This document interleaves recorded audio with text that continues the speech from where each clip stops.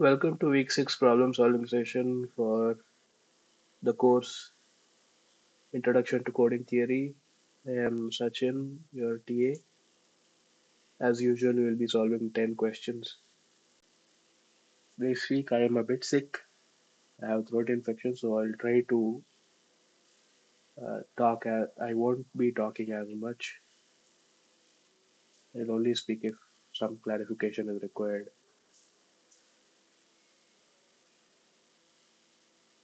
The questions are not that hard this week. There are no questions regarding decodability of NTPC codes. They're only looking at the code construction.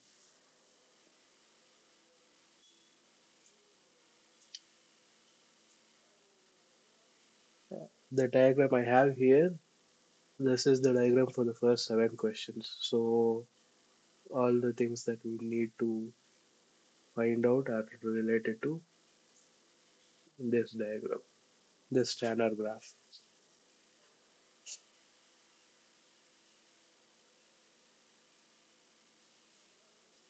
First question asks for this standard graph,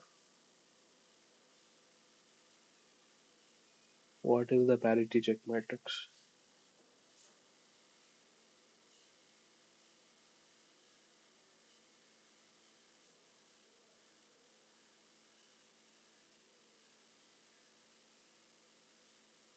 First thing you have to note is there are 5 check nodes. These are the check nodes. So there are 5 parity check equations. So the number of rows in your parity check matrix is 5. And there are 1, 2, 3,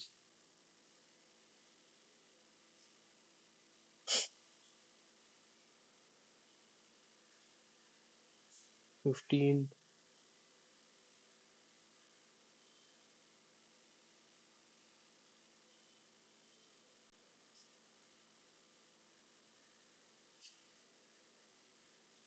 n is 15,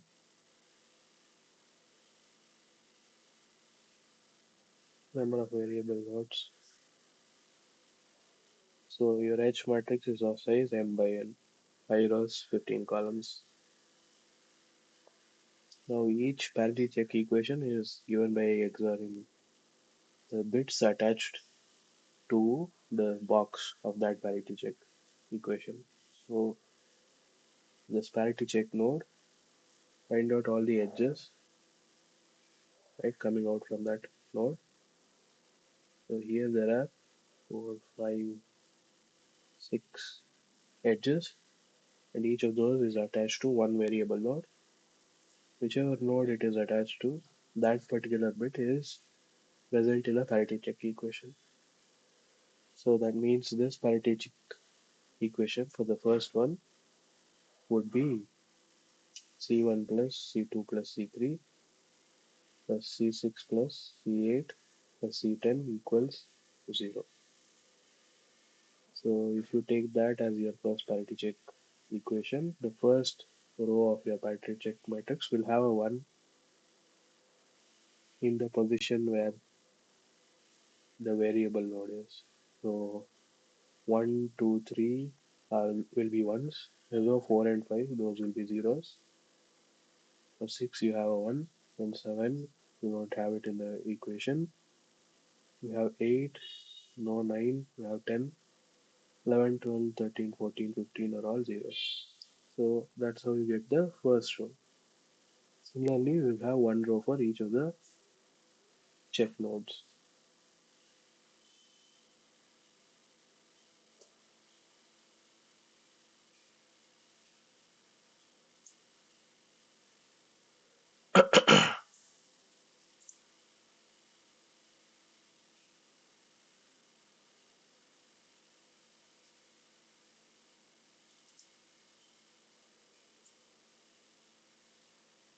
Okay, so what will be the second equation?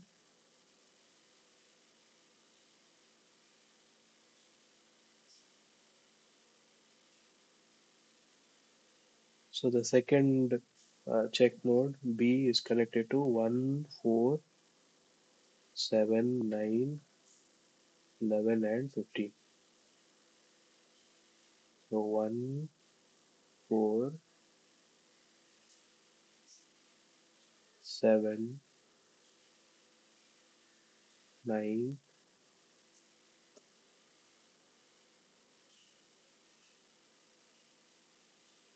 11, and 15. Check node C is connected to 2, 5, 6, 11, 12, 13. So 2, 5, 6,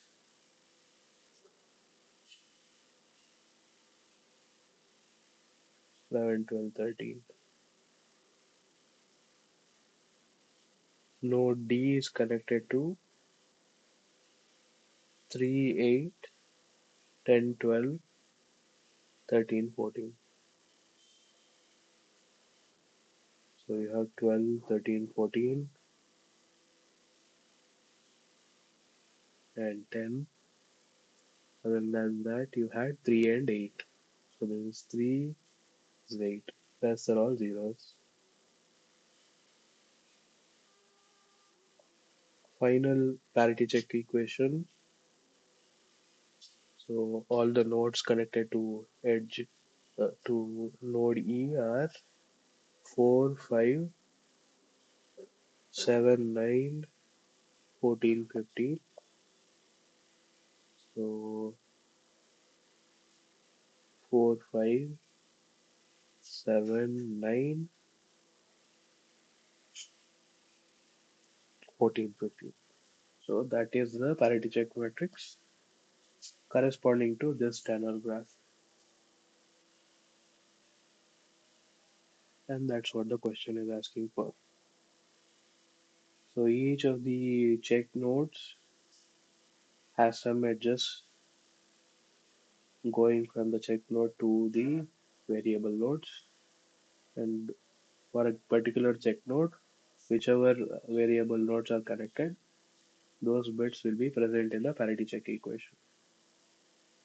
So in the parity check matrix corresponding to the node, corresponding to the row of that check node, you will have ones in all those positions to which of the variable nodes to which it is connected. So now you know how to get the parity check matrix if the Tanner graph of the code is given.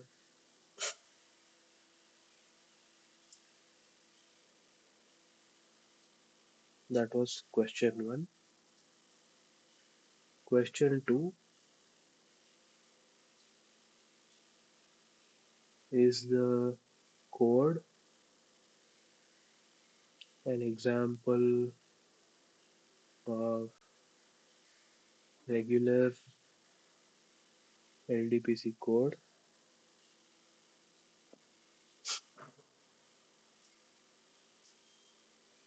So if you go and look at the parity check matrix, you can observe that in each column there are two ones. So weight of each column is 2, and in each row there are 1, 2, 3, 4, 5, 6 ones.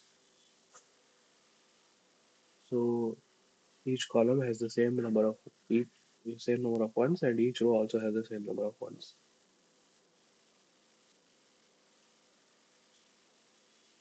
And that's all you need for it to be a regular LDPC code. You already know it is an LDPC code. In a regular LDPC code, the number of ones is the same in each column, and the number of ones is also the same in each row. So, yes, it is a regular LDPC code. But the problem is when defining in the lecture, they have defined that there must be at least 3 ones in a column. So that is WC must be a greater than or equal to 3. Uh, But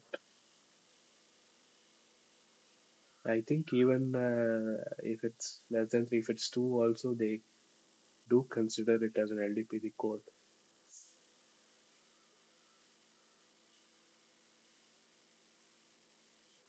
I think it's still considered LDPC even if the column weight is 2.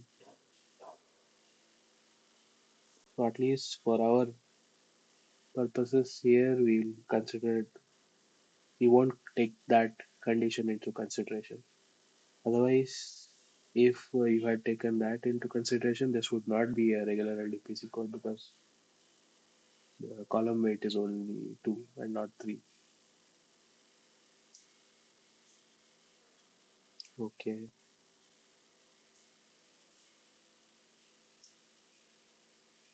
Next, question 3.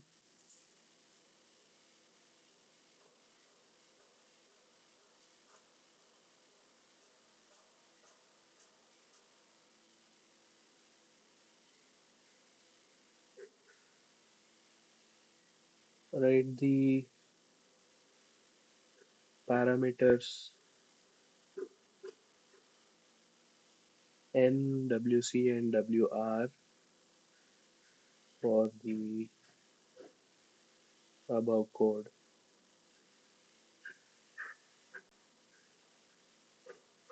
So N is the number of bits in the code word, which will be equal to the number of columns in the parity check matrix.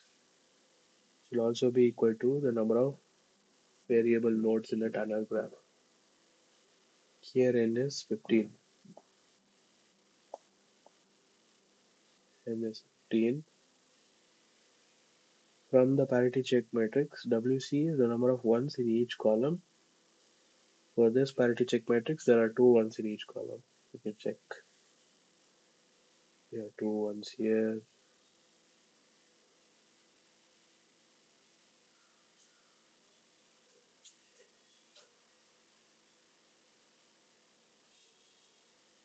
So there are only 2 ones in each column. So that gives you the column weight WC. WC is equal to 2. Similarly, WR will be the number of ones in each row. So first row you have 6.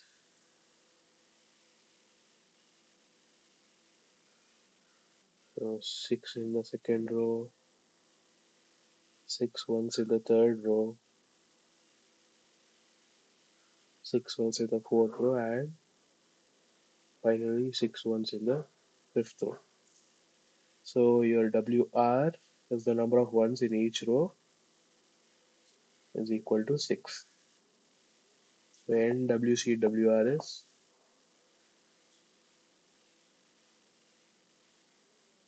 WC is 2, WR is 6. So it's a 15 to 6 LDPC code.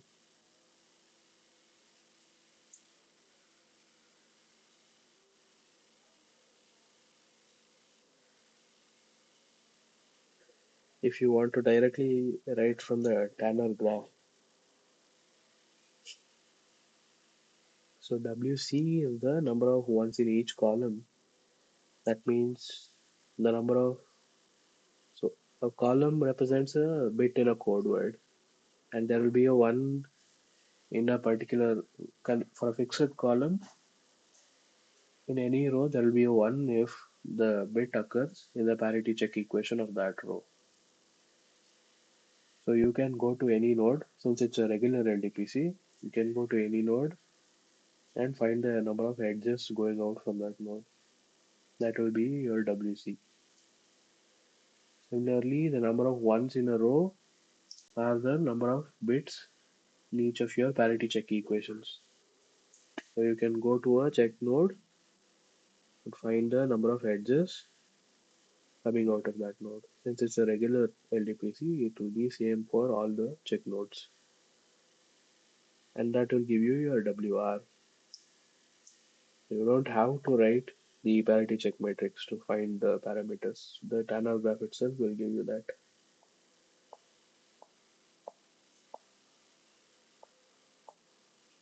Question 4. What is the code rate R of the above code?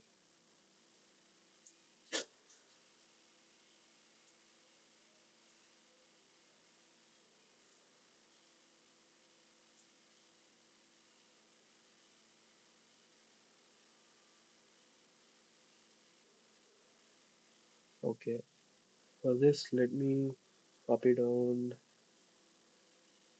the parity check matrix.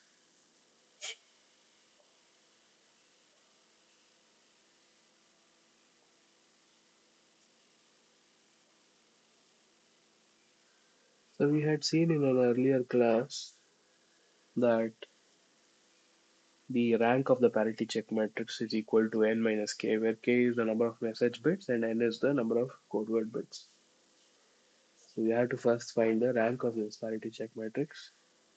This is binary, so all operations you only have XOR operations or mod 2 operations.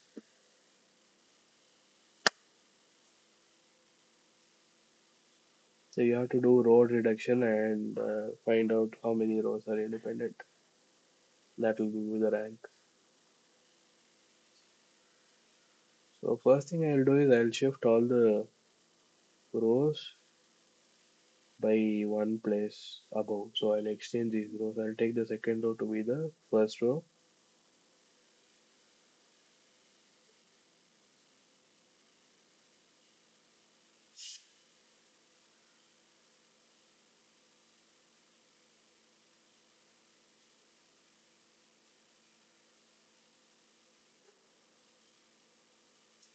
And I'll put the first row last.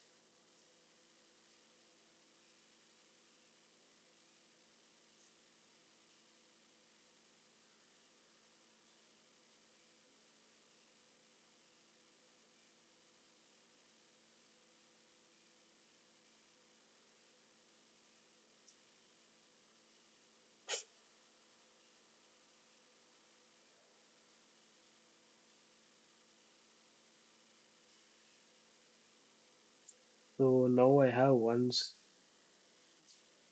uh, pivots in the first four rows. So this will be a pivot. This will be another pivot. These four are the pivots. I have to eliminate the ones below the pivots. So I will add,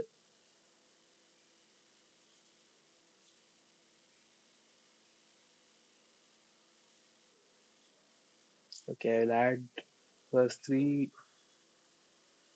first three rows to the last row. Again,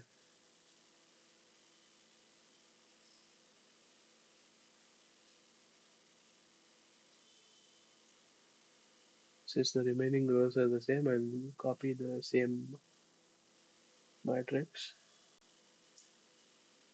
Right now I'll do R1, R4 is R4 plus R1 plus R2 plus R3. So what we'll get? We'll get a 0, 0, 0, 1. Okay, I'll add all the rows then. Okay, I'll add all four rows R1, R2, R3, R4 to the final row. Then what will I get? I'll get a 0, 0, 0, 0, another 0, this is also 0, 0.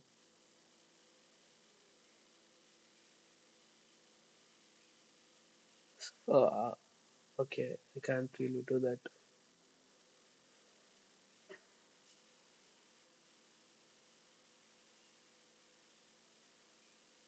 If I add all the rows, I will get a 0 in the end. I'll get a 0 row. Uh,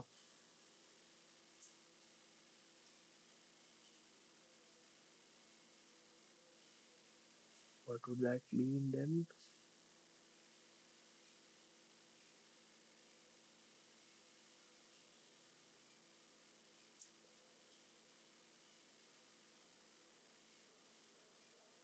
That would mean the rank is only 4.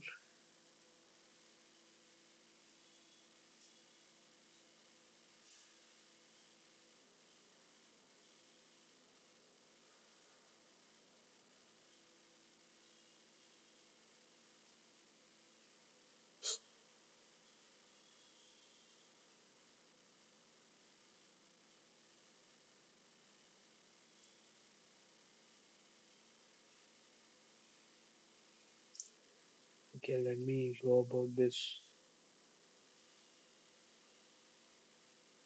So here I'll do R5. We'll go to R5 plus R1 plus R2 plus R3 first to eliminate these ones. There's no one here anyway,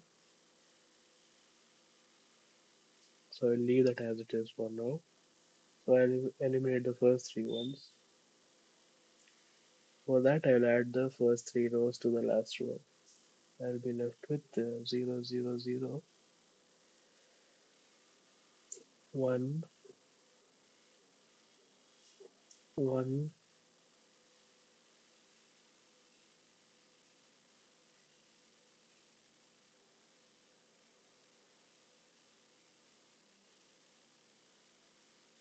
is 0,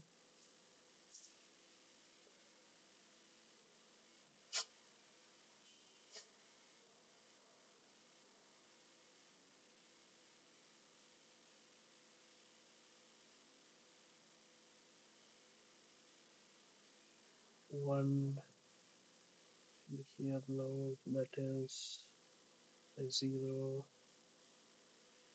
that is a 1,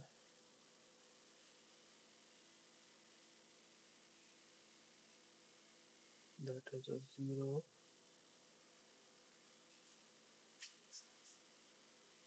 0, 0.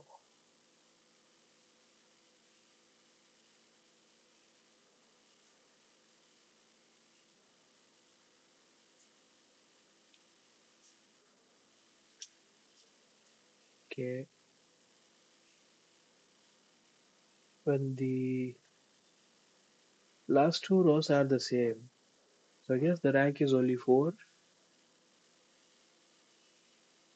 Uh, the solution that I have been given says the rank is 5.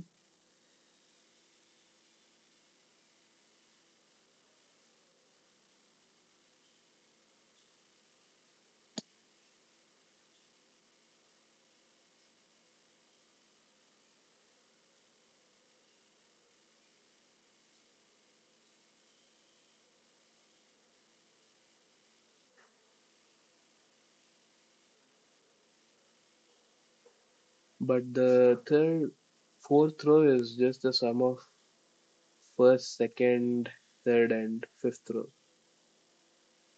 Is that right? 1, 0, 0, 0, 0, 1, 0, 1, 0, 1, 1, 1, and 0. Yeah, so this means there are only 4 pivots. So the rank of H is only 4. So they say the solution I have been given says that the rank is 5.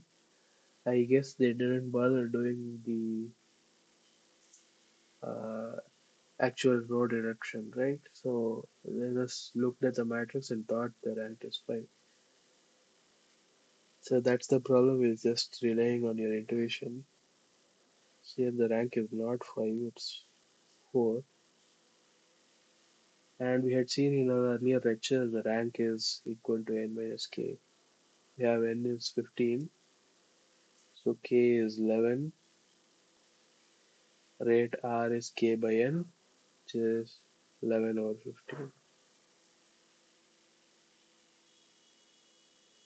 If the rank was actually 5, that is if h was actually full rank, then n minus k would have been equal to 5. So k would have been 10. The rate would be 10 over 15, 2/3. That's the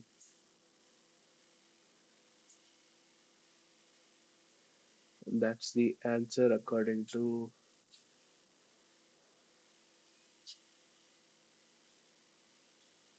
the answer key that I have. But it's wrong. Rank of this H matrix is only 4. So n minus k is only 4. That means k is 11 and your rate is 11 over 50. Okay. Well, you saw how you might go wrong if you don't actually do proper row reduction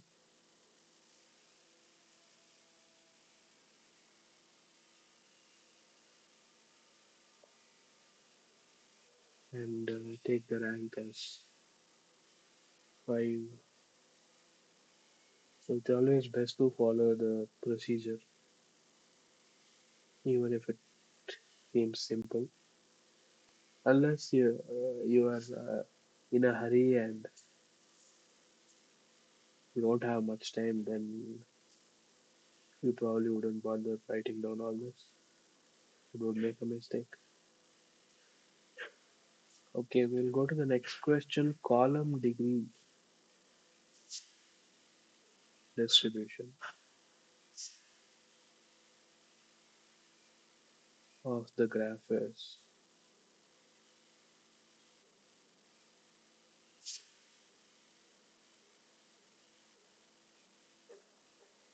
of this graph.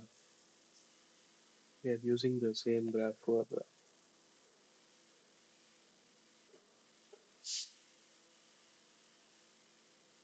all the first 7 questions. So column degree distribution of a Taylor graph is this polynomial lambda of x, which is equal to lambda I x power I minus 1 for all I greater than 1, where lambda is the fraction of edges incident to variable nodes with degree I.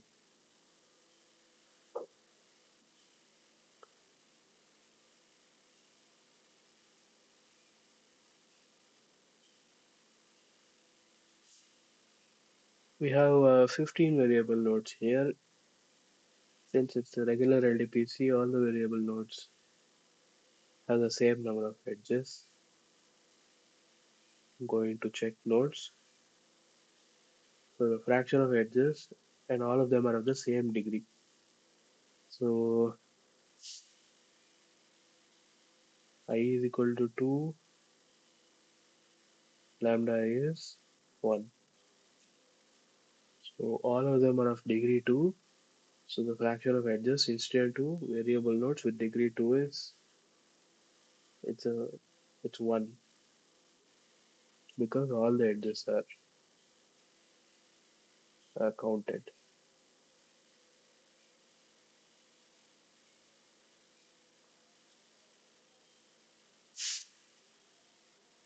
And I hope you get what I mean by that.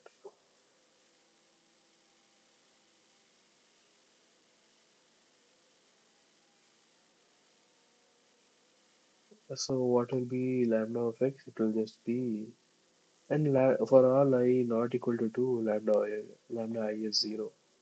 What fraction of edges are incident to variable nodes with degree 3?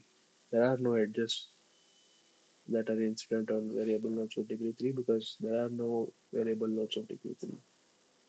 So the fraction is 0 by the total number of edges, which is nothing but 0. In the end, you will be left with only lambda 2 x. and number 2 is 1. So it will be x. So that gives you the column degree distribution of this graph. Very nice because it's a regular LDPC. If it was a irregular LDPC, you would get a different type of polynomial with multiple terms.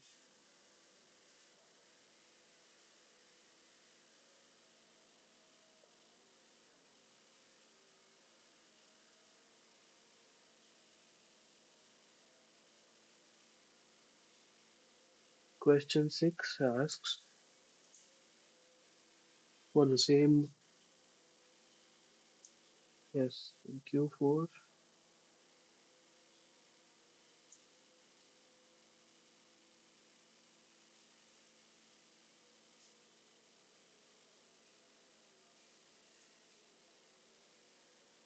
Question 4, right?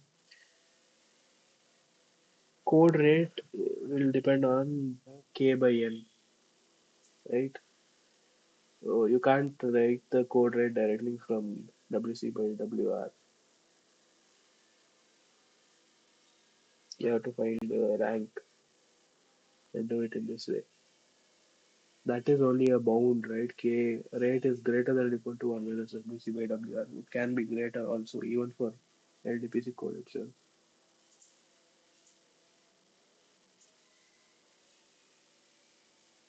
So where is it? It should be in the lecture somewhere.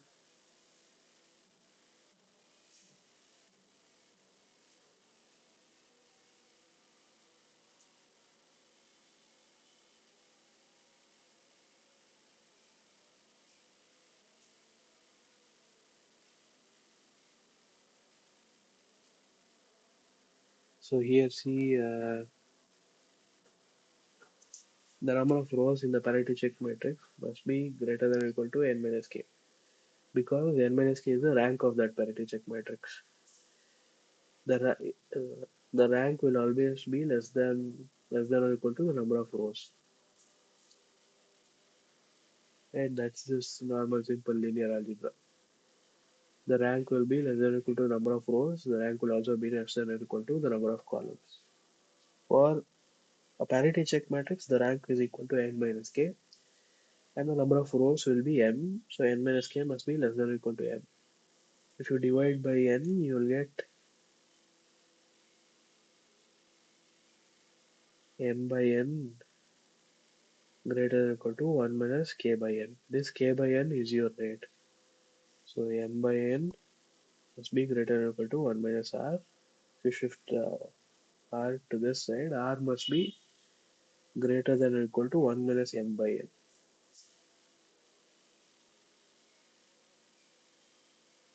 Okay. Now, for an LDPC code, you can count the number of ones in the LDPC code in two ways, right? Each row has WR number of ones, and you have m rows. So the number of ones in this matrix will be m times WR. Similarly, each column has WC number of ones, and you have n columns.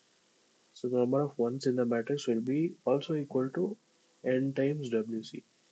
So m times WR will be equal to n times WC. That is the number of ones in the parity matrix of an LDPC, regular LDPC code. So this holds only for regular LDPC codes. It's not applicable for irregular LDPC codes, right? Because there is no such thing as WCWR there. So now you can write M by N is equal to WC by WR. You can substitute that here. You will get R greater than or equal to 1 minus WC by WR. So you see, even for the regular LDPC code, R can be greater than 1 minus WC by WR. You can't directly write it is equal to 1 minus WC by WR.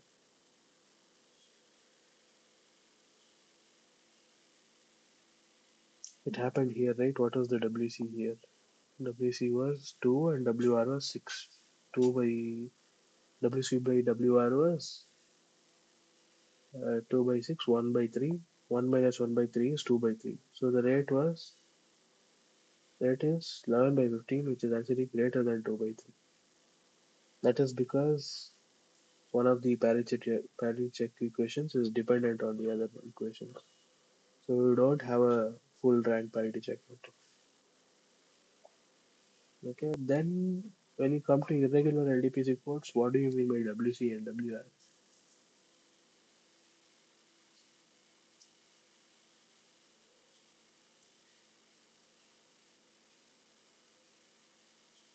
WC is the number of ones in each column when all the columns have the same number of ones. But in irregular codes, all the columns need not have the same number of ones. No,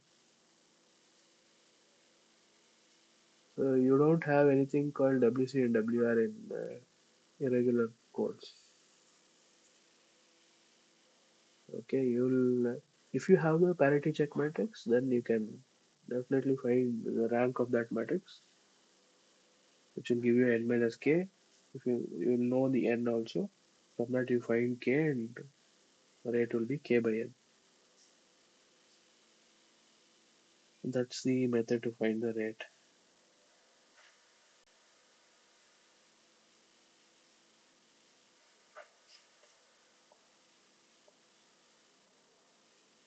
Okay. What was question 6? It was row degree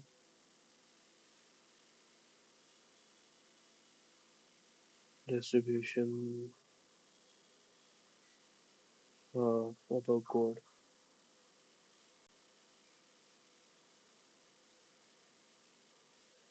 This was the column degree distribution. Row degree distribution is also of the same form.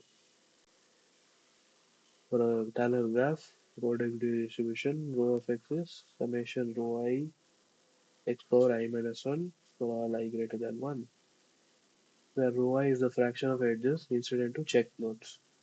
So for the columns, we were concerned with variable nodes. For rows, we are concerned with check nodes. Check nodes with degree I. See again, since it's a regular NDPC, the number of all of the check nodes will be of same degree. The same number of edges will be going out of each of the nodes. So here, let's see how many edges are going out of one check node. 1, 2, 3, 4, 5, 6. So the degree of this check node is 6, first check node. Due to regularity, the degree of each of these nodes will be 6.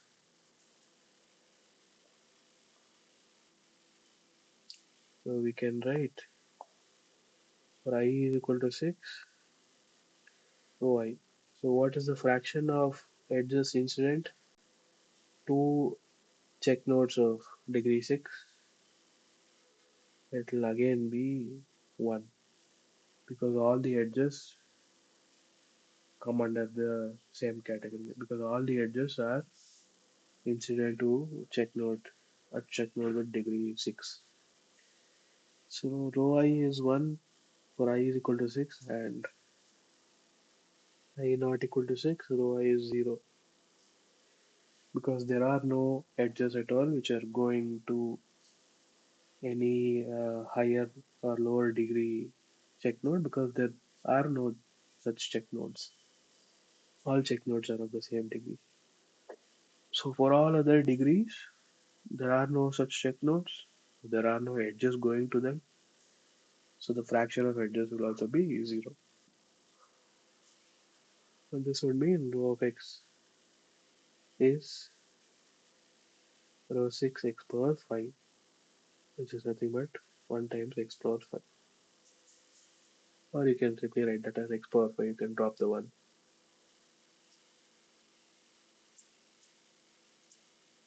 This is quite simple only because it's a regular LDPC.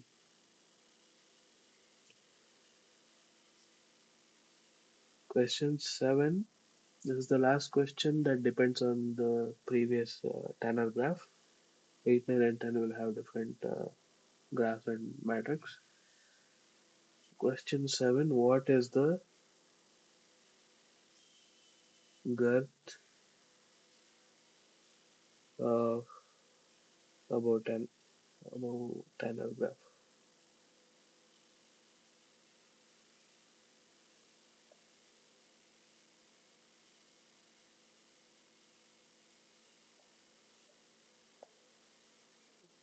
So for a Taylor graph, what do you mean by girth? The girth is the minimum length of the smallest cycle when you start from a node, variable node, and go back to the same variable node. So since it's regular, doesn't matter. We can start from any node. Let's say I start from this node, second node. Now there are two edges going from that. I can pick any edge. I'll pick this edge.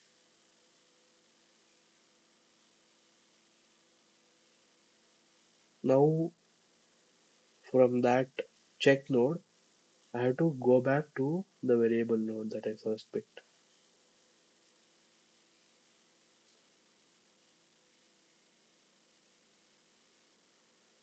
How do I go back? I can't directly go back by the same path, so I can't traverse the same edge twice. So I have no other choice. All other edges are going to a different node. Let's pick one of them.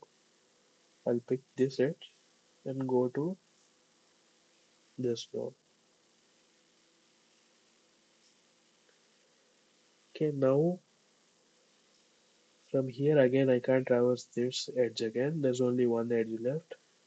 I'll have to choose that edge and go to the first check node. Now you observe that there is a edge going back to my initial node. So I'll pick that edge and go back to the initial node.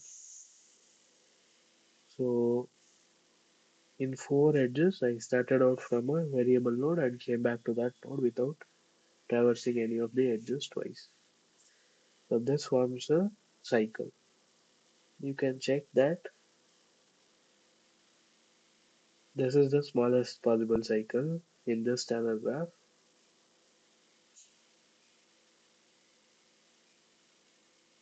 So if you start out from some other node, you start here.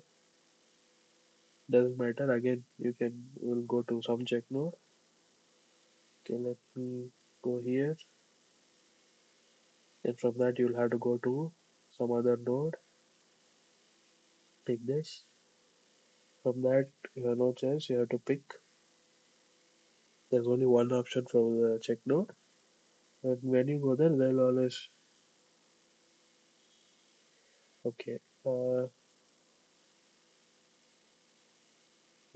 You'll you'll pick a node such that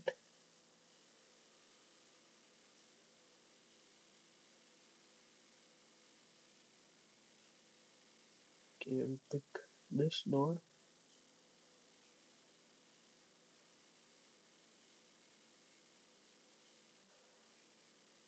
So from here you have this, this, and this. So among those you will pick the node which is connected to this check node.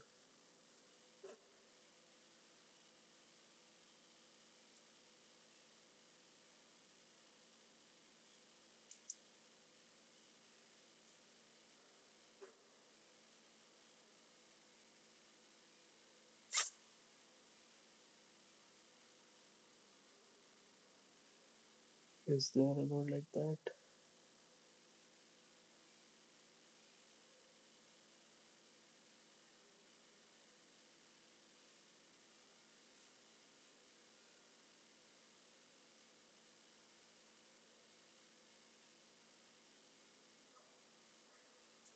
And none of those nodes go back to this box.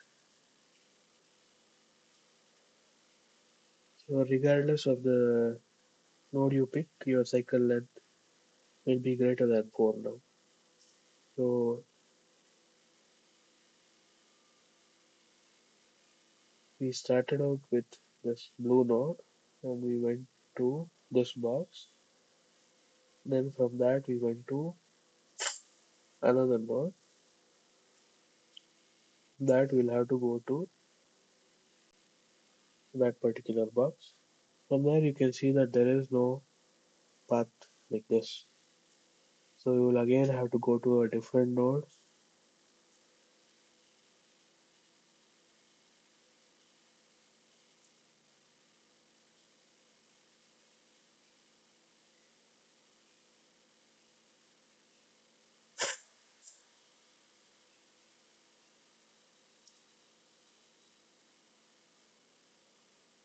So let's say I go here, and from there I'll go here. Again I'll come back here.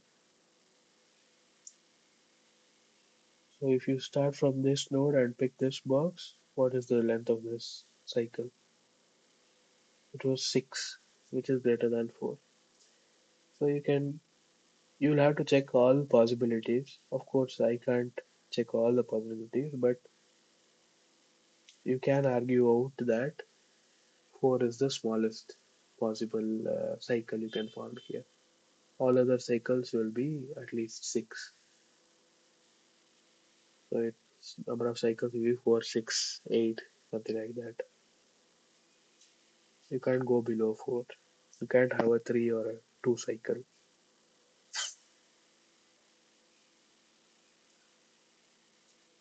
So that is the smallest cycle in the tunnel graph.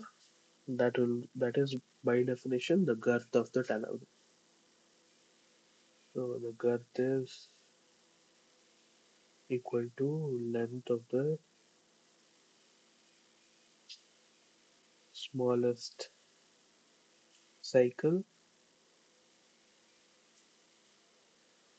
which is equal to 4.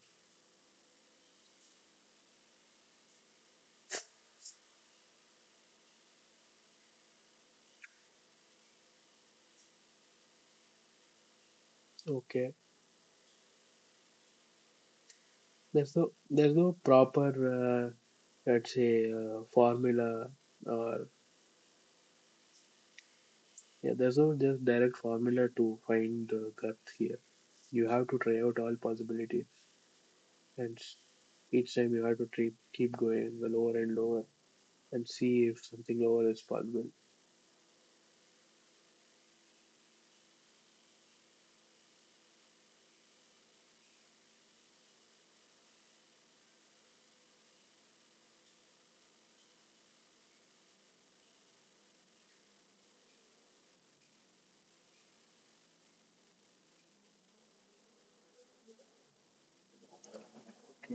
See one more question regarding girth later, I think.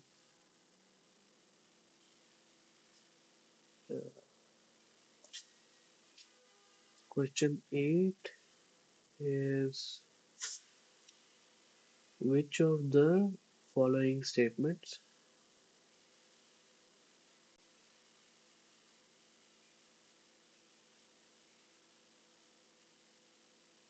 is true for a regular NWC WR LDPC code? I'll give you the statements. First statement is, the check nodes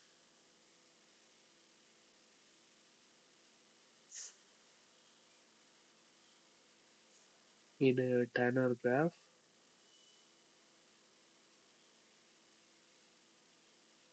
corresponds to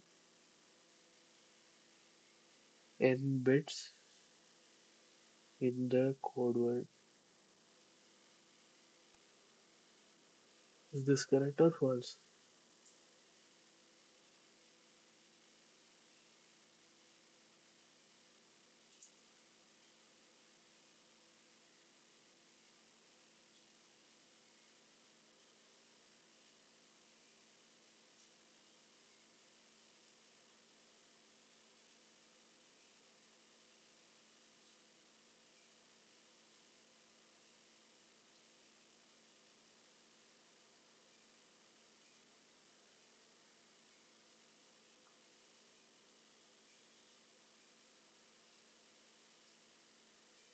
Check nodes in a paragraph corresponding to n bits in the code word. Is that a true statement or a false statement? You can type it in the chat.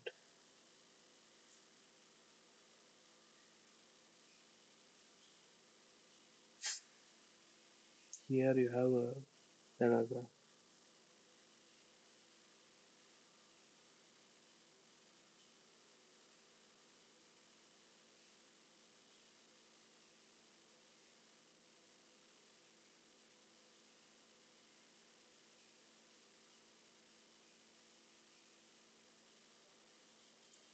Yeah, it's a false statement. Check nodes correspond to the check constraints, the parity check equations. The n bits in the code word correspond to the variable nodes. So that is a false statement. Also, this Sandeep Kumar says gut can be never smaller than 4. Why are we continuing such? Yes, I didn't realize that earlier. Gut can't be smaller than 4 because when you start out from a node, you leave through one edge, right? And you have to come back through another edge. And the smallest possible cycle would be would contain these two edges, right? Whatever a cycle it is, it will contain at least two edges. But to reach these check nodes, there will, if there is some node that is connected to both of these check nodes, then you can form a cycle like that, and the length of that will be 4. If there is no node that has an edge connecting both of these check nodes, then the cycle will always be larger than 4. So 4 is the smallest possible girth.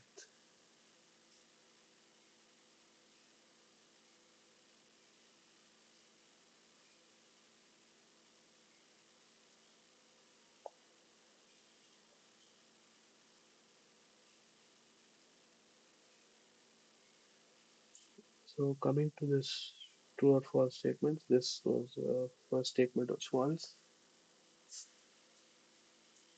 Second statement says an LDPC code can be constructed with n is equal to 25, WC is 16, and WR is 20. Is this the true or false?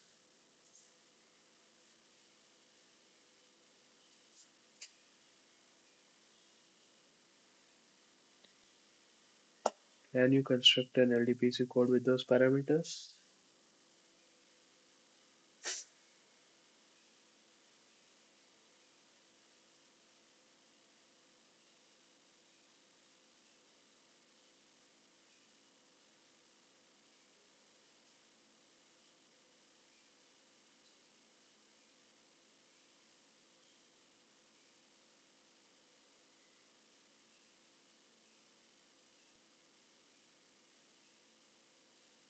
So for LDPC codes, your WC column weight must be much less than M. The row weight must be much less than N. To be precise, you say a vector is low density if the number of ones is less than half. So if at least half of the vector is filled with zeros, then it's low density. So if you consider a row in a matrix constructed with n is equal to 25, WC is 16, and WR is equal to 20, there will be 20 ones in each row, right? But there are only 25 columns. That means each the ratio of ones or the density of each row is WR by N, NT by 25, is zero point 0.8, which is greater than zero point 0.5. So it's not a low density parity check code. Can be a code, but it's not low density because there are too many number of ones here. So B is also false. It's not an LDPC.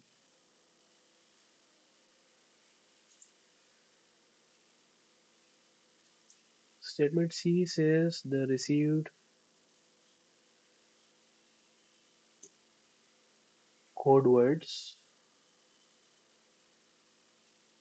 of course, when you are using an LDPC code, that's what's assumed here, can be decoded by the message passing algorithm. That's a true statement. You should have seen that in lecture. You should have seen the message passing algorithm. So you can decode LDPC code by using that algorithm. So that's a true statement. The other option is none of the above, which is not correct because option C is a true statement.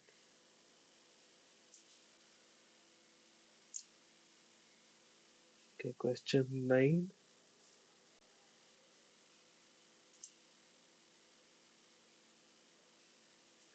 What is the row weight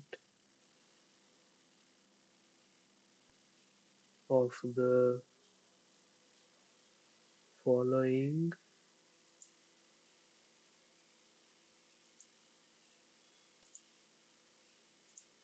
LDPC code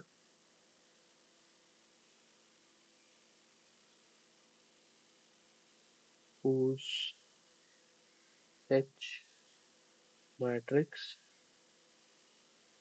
is shown below?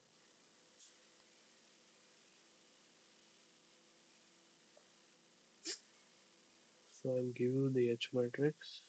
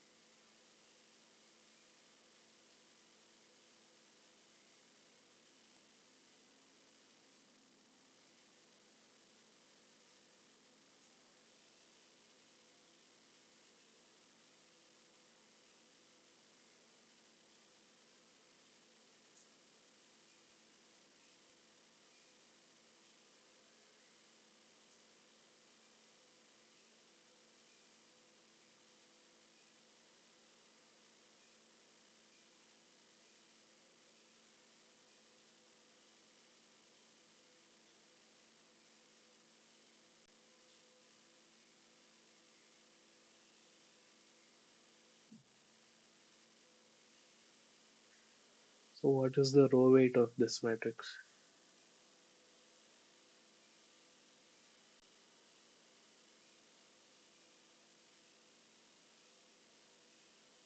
Row weight means the number of ones in each row.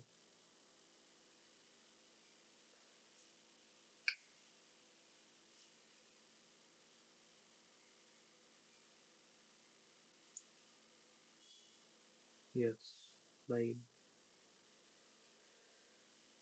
So in here, each of these blocks is a superposition of permutation matrices, and if a block has the number one, that means there's only one permutation matrix there.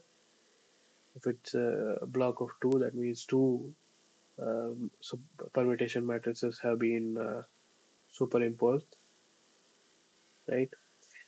If a permutation matrix is nothing but a permutation of the rows of an identity matrix, rows or columns, whatever it is. So in an identity matrix, there will be only one row, a single one in each row and each column, right? So if you permute that, you will still be left with only a single one in each row and each column. So each row will have a one and each column will have a one. So that will mean if this place has a permutation matrix to a particular row, it will contribute a single one. Similarly, this will contribute a single one. Rest of the entries will be zero. If you have a three, that means three such permutation matrices have been superimposed. So each row will have three ones and each column will have three ones. So if you take this second block here, you have 1, 1, 3, 1, 2, 1. So the number of ones will be sum of these integers. 1 plus 1 plus 3 plus 1 plus 2 plus 1. Which is nothing but 9. So the row weight is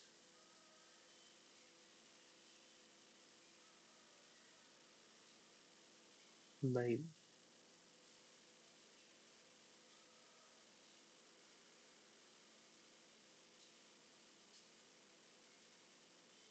Similarly, you can do for column weight also.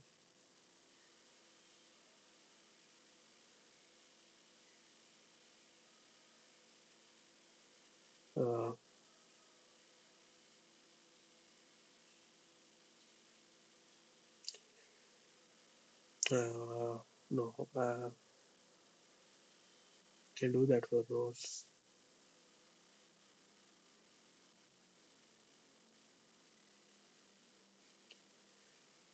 Okay, this was what question 9. So we have one more question, question 10.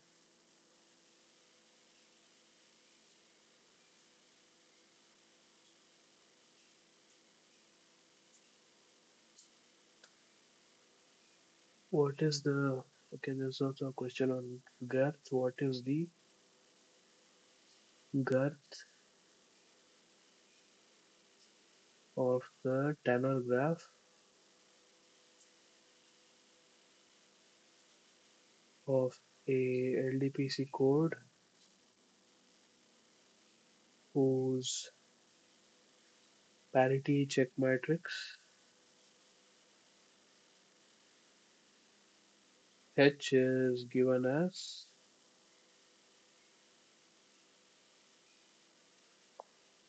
so I'll give you the H,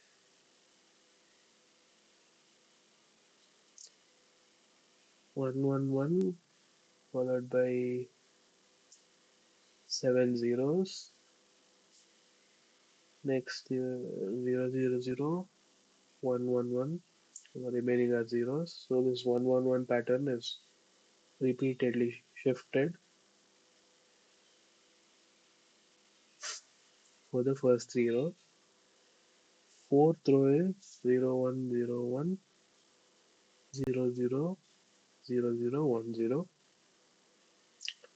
Fifth row is 001 000 1001.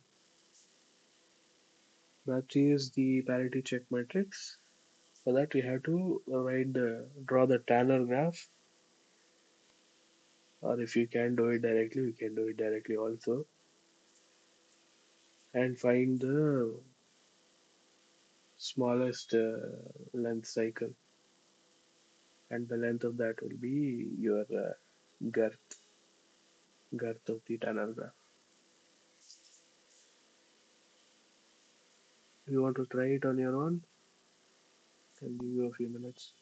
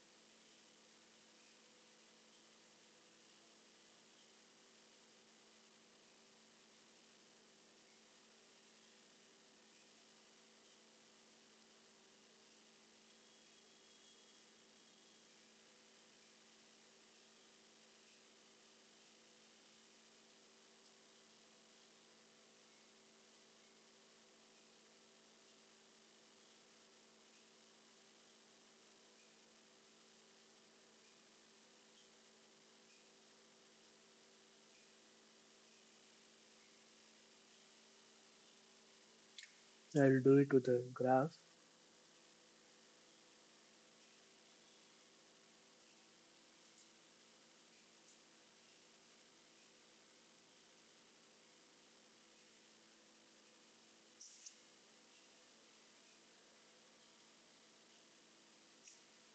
So we have five check notes because there are five rows.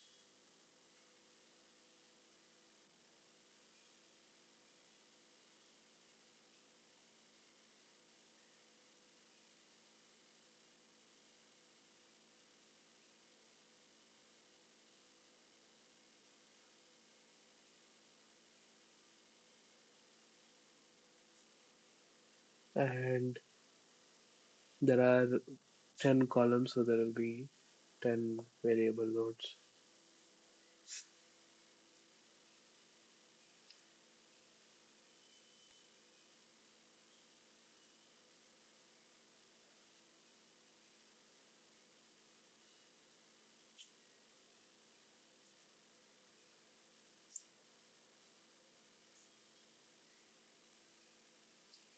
First parity check equation has a 1 in the first three places, so it's connected to 1, 2, and 3.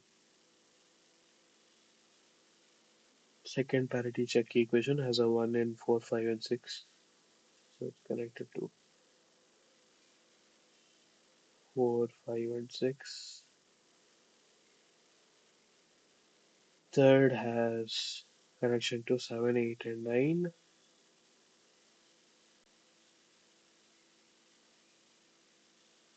D has a 1 in second, fourth, and ninth place.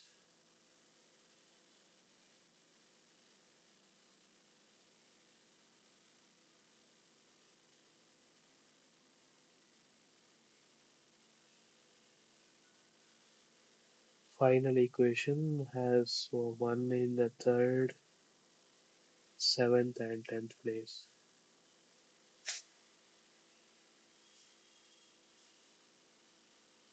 3, 7, and 10. So here, if you want to form a cycle, you must have at least two edges coming out of a node, a variable node. Because from one edge you will go out when you start, and you need another edge to come back to that node. So all those, similarly, any node in the cycle, you'll go to that node through one edge and go out of the node through another edge. So all those nodes which have only one edge incident on them won't be part of any cycle. You can't get a cycle going through any of those. So what we can do first is just eliminate all those nodes, nodes where there's only one edge. So I can remove this. That won't be part of my cycle. Can remove this. Can remove 8. Get rid of 6, 5. That's it.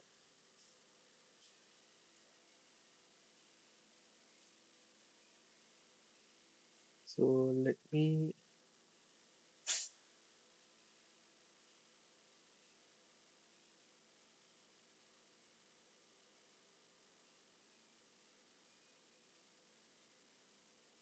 draw this again a little bit better.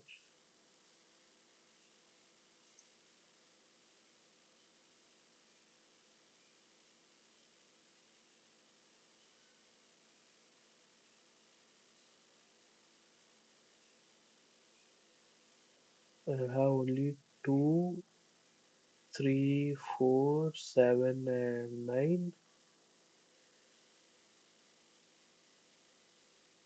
So 2,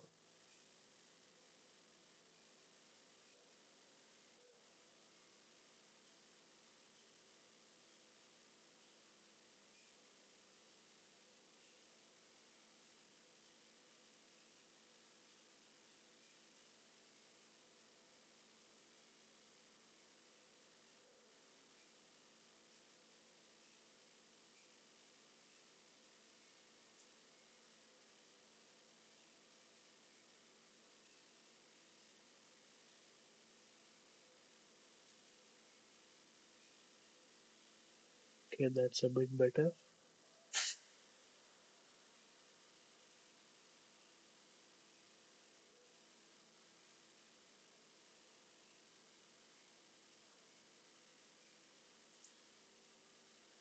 Now again, one more thing is it's true that whatever I did just now, it's true for the check nodes also. If you go to a check node, you should be able to come out of the check node because we start out with a variable node, right? So you can't go to a check node and stay there. So each of the check nodes will also, you'll only have to consider check nodes which have at least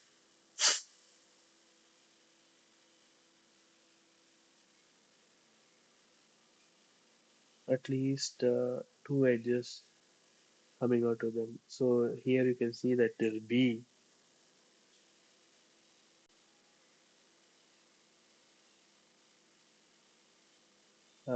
can't be a part of any cycle.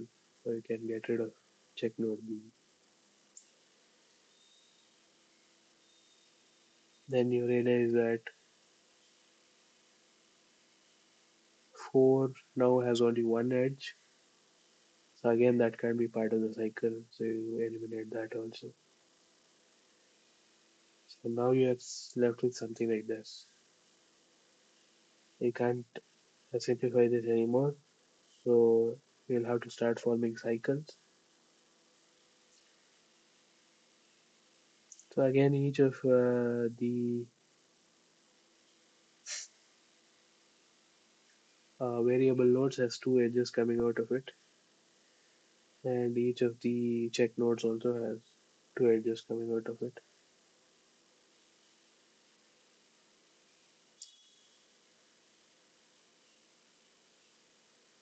So now let's see. We can use the same logic again, right? If you are forming a cycle, you leave from a variable node and you come back to that same node, so through two edges, and you leave from a so you always come back to a variable node. So whenever you enter a check node, you can't stay there. You have to come back. So if some check node is selected, both edges of that check node will also be selected. That's one thing you have to keep in mind. And wherever you start from, both edges of connected to that node have to be selected because there are only two edges from each node. Okay, so let's say I start out from 2,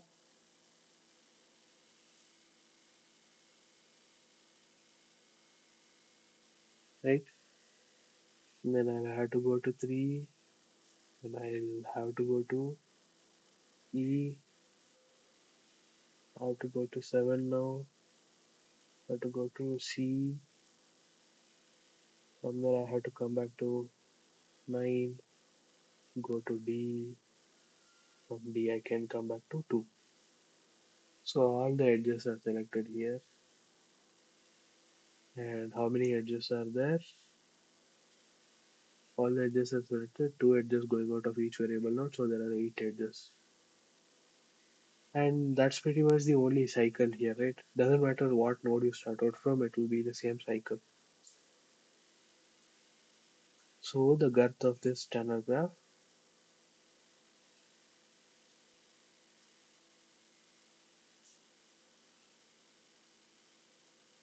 girth is equal to 8. Alright, yes, Sunny Kumar, you have got the right answer. Girth is 8.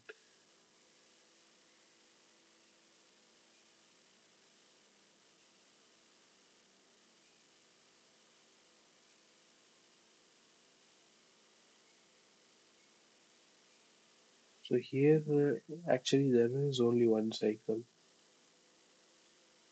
So we had no need to check other cycles. But if it's a bigger Taylor graph, there might be multiple cycles with different weights, different lengths. If such a situation occurs, then you'll have to Select the smallest length cycle. It's like the minimum distance, I guess. So there might be code words in a code book which are different in more than the daemon, which are, yeah, whose weights differ in more than daemon places, but the least among those will be your minimum distance.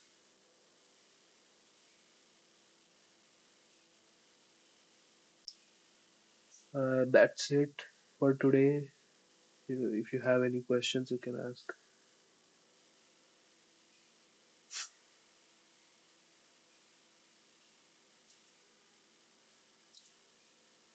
Okay, I'll just let this keep running for a few more minutes.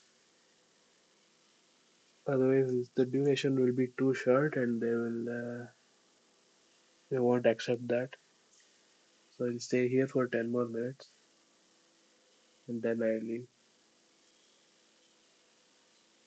Yes, good night, Sandeep.